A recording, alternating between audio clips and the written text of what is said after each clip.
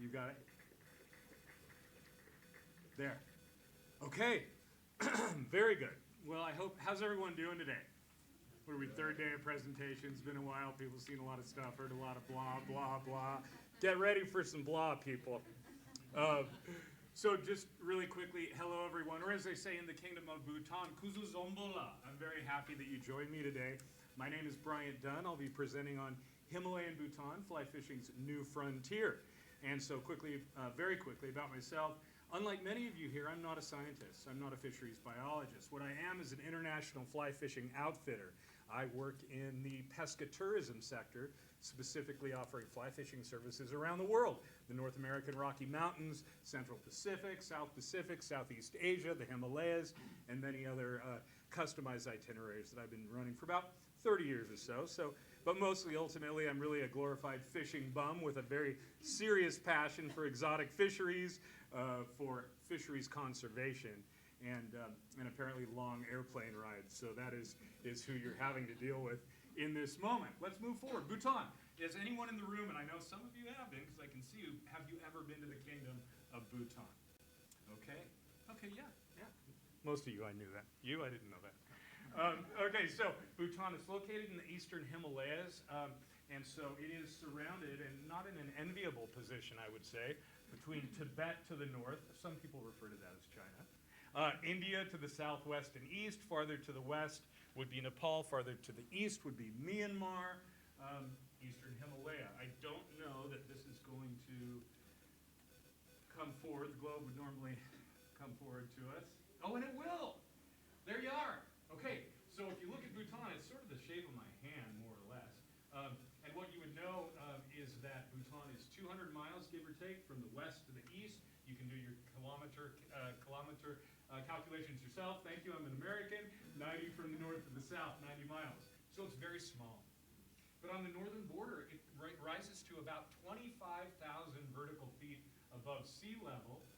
And on the southern border with India, only about 300 vertical feet, only about 100 meters above sea level. So think about a country, okay, we're looking at maps, two-dimensionality, yeehaw. Let's turn it on its side.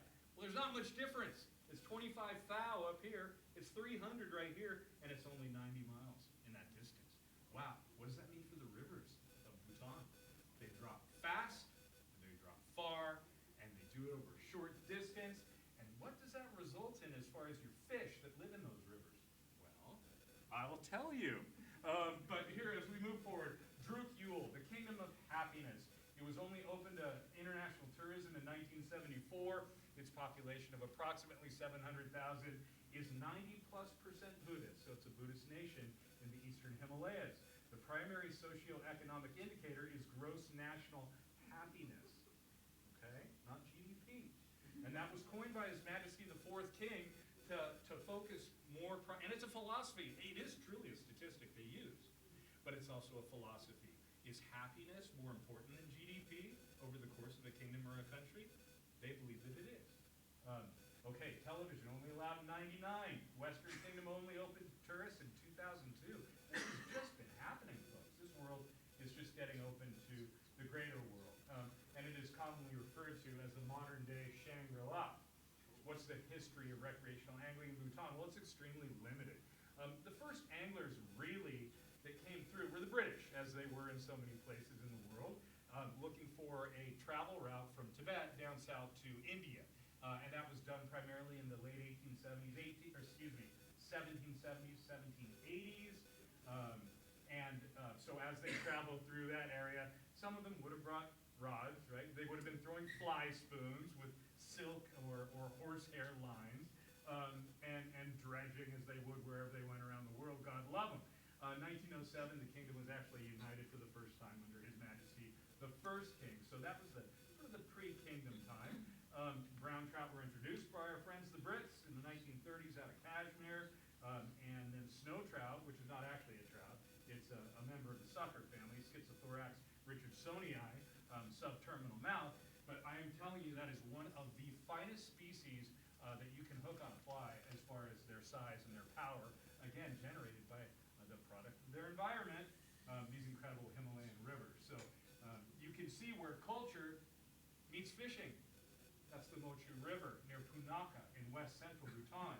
So the visuals that you get when you're in the kingdom, the fishing experiences, are amazing. But though trout fishing was open in 1974, very little of it was done. It really wasn't a significant thing by any means, far from it. But there's something far greater when it comes to Bhutan and angling, and that's specifically the Mahseer. Are there any people here who have never heard of the Mahseer by chance? And many have not. This is a newer species to the recreational angling market, though not new. India specifically, and Nepal primarily, would have been places where you would have found British, especially, anglers fishing for them up until the modern day. The range would move from Afghanistan across the stands, Pakistan, Nepal, India, Bhutan, Arunachal Pradesh, which is India again, Myanmar, and actually the 16 or 17 taxonomic genera of Mahseer, both Tor and Neolissochilus, that would come through China, that would go down through Thailand, that would be, of course, Burma, as I mentioned, and that would be all the way down even through Indonesia. But Golden Mahseer, Tor putitora, who, as a recreational angler, would not love to hook a fish that looks like that? Especially because it is one of the strongest fighting freshwater fish in the world. Oh, and it's beautiful, by the way. It's a cyprinid. It is an apex predator and ambush predator. It's an omnivore. So these fish will eat other fish. I'm pretty sure you can tell that. But additionally, they'll eat insects. They'll scrape detritus. They'll eat fruit that falls off the trees. They'll even eat the leaves that fall out of the trees that have seed pods. So anything that has nutrition or protein, you can believe that Golden Mahseer, your Tor putitora, and your Chocolate Mahseer, the Neolissochilus hexangonalepis, are going to be there eating it aggressively. And as far as the Chocolate Mahseer go, they're more plentiful than the Goldens. They're very powerful, grow to 8 kg. You can see up in Bhutan, they'll grow bigger in other river systems across the range. But these fish can grow over 100 pounds. In fact, the largest one that I'm aware of having ever been landed, it was in the late 1800s. It was in Myanmar, and it weighed supposedly 187 pounds. Anyway, the potential for greatness for a recreational angler is certainly right there. So, the international angling market is very excited to have a new world fishery here. So the evolution of recreational angling, and there's quite a story here, and of course we don't have long to speak in these presentations, but quickly I'll tell you that although the royal family, and it is a constitutional monarchy in Bhutan as of 2008, the royal family, they love to fish. Put that with Buddhism, that's a different subject, and it's a very interesting and important one we're not going to dive into right now because we have moved forward to the point where there is a recreational angling program, but that was an interesting set of challenges as we got to that point. Exploratory angling. I was very fortunate to get the best job offer of my life in 2007. Bryant, as I was known by some as an outfitting, expedition outfitter, etc. Bryant, the royal family would like to invite you to come over and assess the fishability of the Kingdom of Bhutan. Okay, yes. So I answered yes. I then told my wife that I was going to do it. That it wasn't too much later. She was my ex-wife. But the good news is, the fishing was pretty good. So anyway, so exploratory angling. I worked through over the course of time and did this with several of my good friends here over the course of time. And Andy, I knew of Andy Danilchuk long before, and then Dave and Julie Clausen and the team, just incredible. But exploratory angling early, can you imagine having carte blanche from a royal family to say fish wherever you want in our country? And by the way, it's closed to fishing for Mahseer. And many of the drainages are close to fishing of all kinds for various cultural reasons. But they said, okay, carte blanche, go for it. All right. So I did. It was amazing. It was awesome. And there was a conservation mandate for Mahseer. There was a conservation mandate for primary indicator species across the kingdom: the Bengal tiger, the snow leopard, red panda, and the Golden Mahseer. But out of sight, out of mind is a real thing. And so when it was very easy to sell fundraising, auction items for tigers and snow leopards, for Mahseer not so much. Because for one thing, we didn't really know how many there were, where they lived, what they did, what their habits were. We really didn't know anything about them. But there was a mandate for conservation. Thus, a radio telemetry study that was spearheaded by Fisheries Conservation Foundation, Dave, Julie, and the team that's in this room, and and in conjunction with World Wildlife Fund Bhutan, Royal Government of Bhutan, Bhutan for Life. So a 5-year radio telemetry study was implemented on the Mangdechu, Drongmechu, and Manaschu River valleys. Over 100 Mahseer were tagged with transmitters. Receiver stations were set up on the various systems. And as a result, a great deal of data was collected over those 5 years. We learned a few things. There are migratory species within the river. They don't go out to saltwater. These are not anadromous fish. These are freshwater migrators, but they migrate. And they migrate to the same places every year. They migrate during the same seasons every year. They spawn the same seasons every year, which, by the way, would be during the monsoon, June, July, August. Primarily maybe late May, maybe early September. And they would not go any higher than 1,000 meters above sea level, 3,000 vertical feet above sea level. So now we knew where they went, when they went, the regularity at which they went, and we understood we were pulling scales and aging those animals and getting to the point where we really had gotten scientific data we needed to understand the fish. And so in 2018, the International Mahseer Conference was called in Paro, Bhutan. It was exceptional. It was the most inspiring event that I had attended in my life up until that time, with the group in this room coming a close second. And what you'll find is you had people of very many different cultures, as you can see from their dress. Fisheries biologists, conservationists, international funding entities. People are interested. By the way, when you throw hydroelectric dams into equations, things change in a lot of different ways, okay? And then one dirtbag outfitter down here in the bottom. But at least there was a voice for recreational angling that was present in the room, and I think that was good. And so we're really headed toward a time where this just might happen, a recreational angling program in the kingdom for the first time, a new country open to the world. And then COVID hits, and everything shuts down. And lockdown for them was exactly like lockdown for us. It meant nothing. Tourism dollars, the #2 revenue stream in the kingdom behind hydro, went to 0. Well, that's extended with COVID. It opens up. That country's bankrupt, essentially bankrupt. They need revenue streams from anywhere they can get them, and it just might have been one of the factors that pushed this thing over the finish line. Because when we convinced them the revenues that we could generate through recreational angling and essentially the international angling market, Western tourism, pesca tourism dollars, or nultrums in the case of Bhutan, and that infusion, the potential for infusion there, it helped. And so as a group of us consulted on the new recreational angling policy on behalf of the Royal Government of Bhutan, and Parliament approved it in 2022. Now, can you imagine having the opportunity to generate new recreational angling policy for a country for the first time in its history in the modern day? What would you do? How would you address it? Well, I'll tell you what we did. We said, all right, catch and release, period. Single barbless hooks, not pinch down treble hooks. Single barbless on everything, okay? Keep fish wet. Best handling policies. Thank you, Daniel Chucks, plural.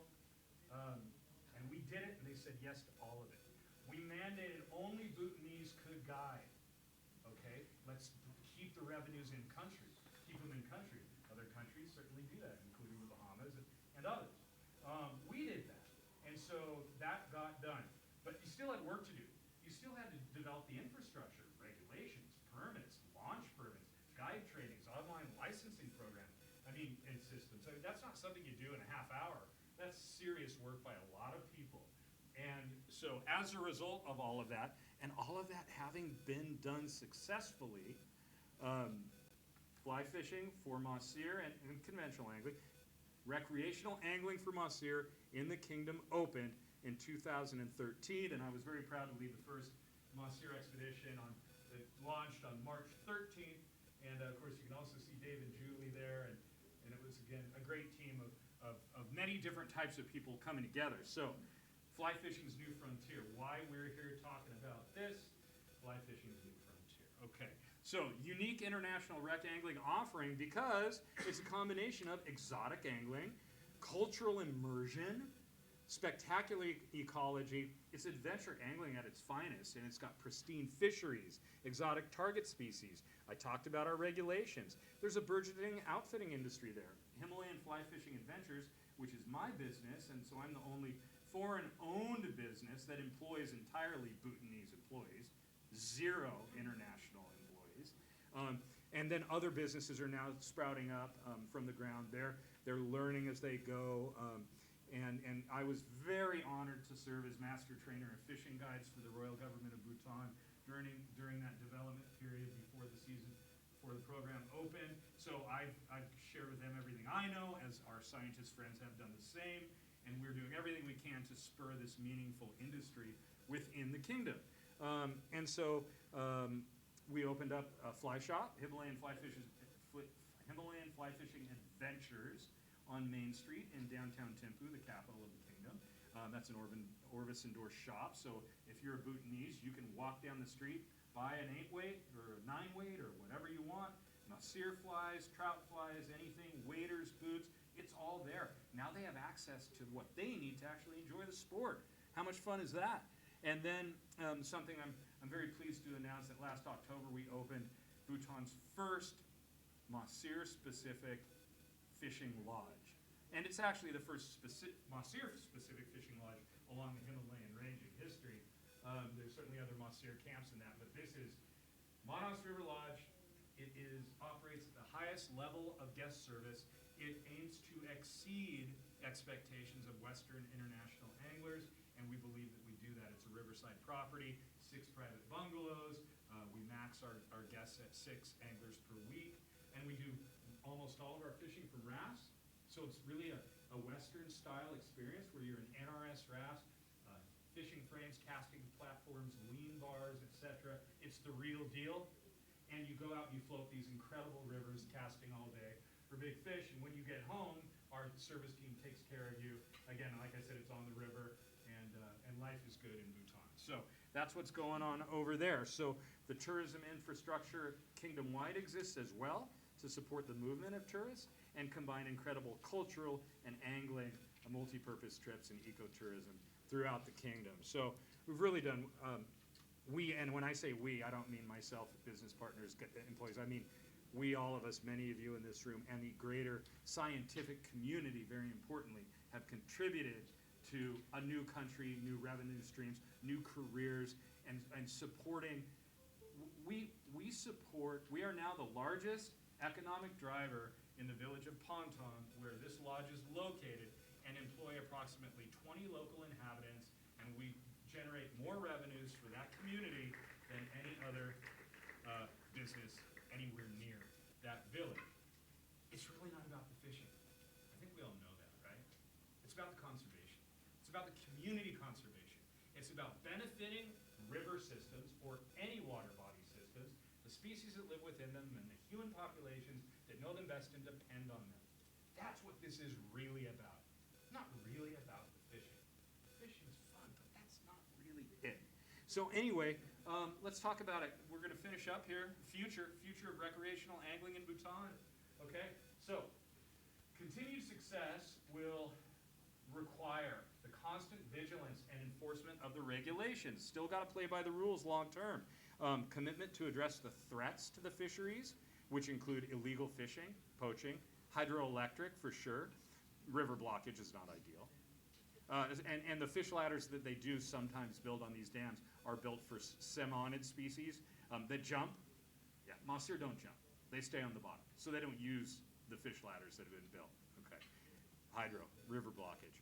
Pollution, sand and boulder mining, riverbed manipulation, etc. Proactive conservation policy to evolve with growing pressure on resources as local populations grow.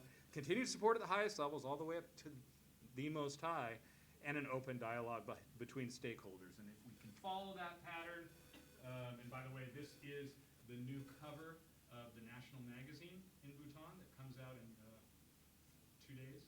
This has not been seen in the public, by the way. Here you are. With fly fishing on the cover, the fact that we came from where we started to see that now shown to the world in the Kingdom of Bhutan, the future is bright. So thank you very much.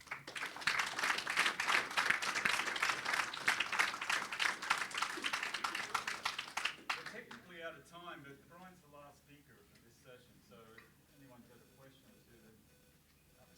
Can we host the next World Fisheries conference? Absolutely. Hey, Dave, Julie, we got another project. It's amazing. I encourage you all to travel there whether you fish or not.